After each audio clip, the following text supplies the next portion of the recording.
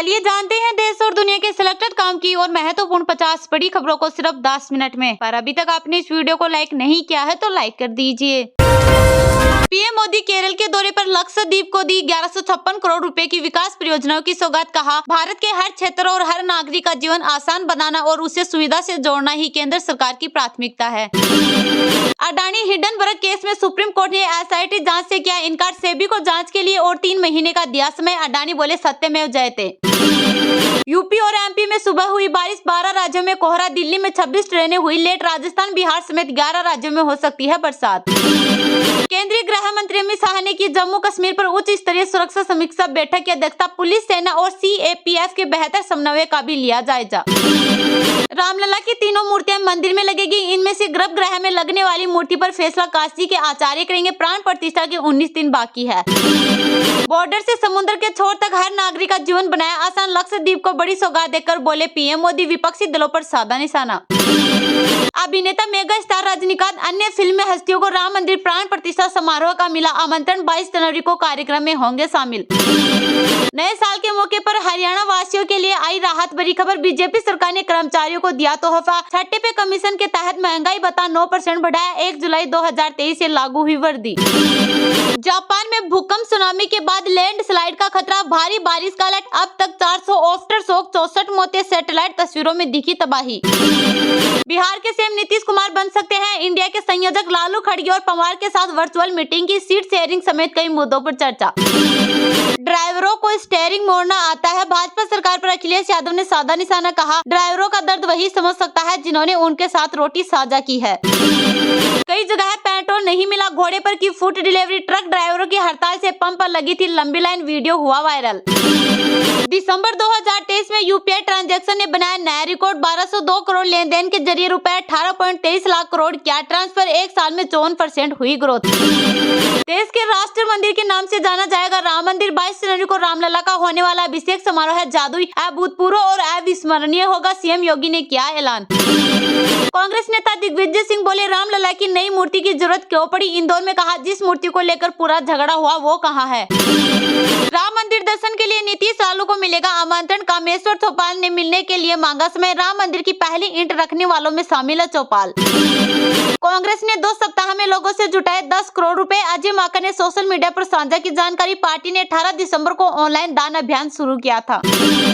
RBL ने रुपए 793 करोड़ का बैड लोन बेचा। कोटक महिंद्रा बैंक के साथ 97% डिस्काउंट पर हुई डील। शेयरों में करीब 2% की आई तेजी।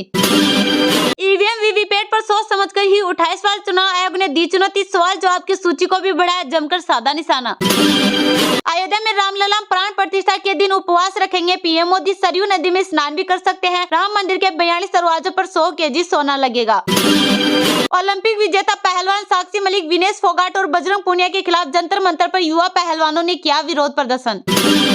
गोगामेडी हत्याकांड पर राजस्थान में 15 जगह एनआईए ने मारे छापे। पिलानी से लॉरेंस गैंग का गुर्गा हुआ गिरफ्तार। हरियाणा में भी 10 जगहों पर रेड। स्वाति मिश्रा मशहूर गायिका की आवाज के मुरीद हुए पीएम मोदी। सोशल मीडिया पर साझा करते हुए बोले, भजन मंत्र मुक्त करने वाला। कोर्ट में वकील की उच्च आवाज पर भड़के सीजे चंद्रचूड़ बोले, 23 साल में किसी ने ऐसे बात नहीं की। धीमे बोले, नहीं तो बाहर कर दूंगा। काले कानून पर कार मालिक कुछ नहीं कह रहे हैं, बाद में जागेंगे। नए हिट एंड रन कानून को लेकर भारतीय किसान यूनियन के प्रवक्ता राकेश टिकैत ने दिया बयान।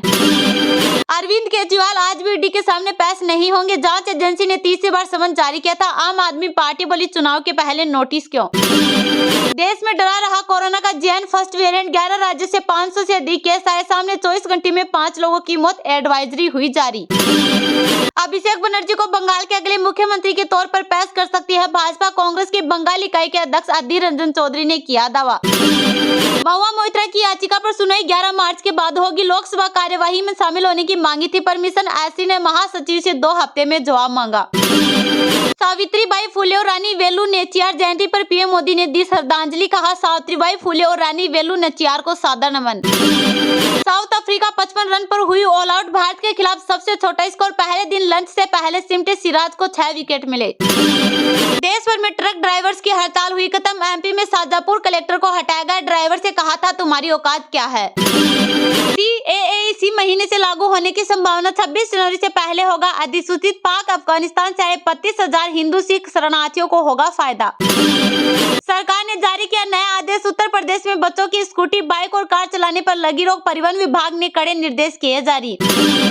यूपी, बिहार समेत पंजाब, हरियाणा, उत्तर प्रदेश, राजस्थान राज्यों में 3 दिनों तक बारिश की चेतावनी। कड़ाके की ठंड के बीच बढ़ेगी मुश्किलें। 22 जनवरी को छत्तीसगढ़ में होगा ड्राई डे। मुख्यमंत्री विष्णुदेव साय ने किया ऐलान। प्रदेश से 100 टन सब्जी भेजी जाएगी अयोध्या के राम के लिए। दिल्ली के मंत्री और आम आदमी पार्टी के नेता सौरभ भारद्वाज ने किया खुलासा। कहा, मोदी सरकार सीएम केजरीवाल को करना चाहती है गिरफ्तार। नए साल की पहली एकादशी 7 जनवरी को आएगी। सफलता के लिए और घर परिवार में सुख शांति की कामना से किया जाता है सफला एकादशी व्रत।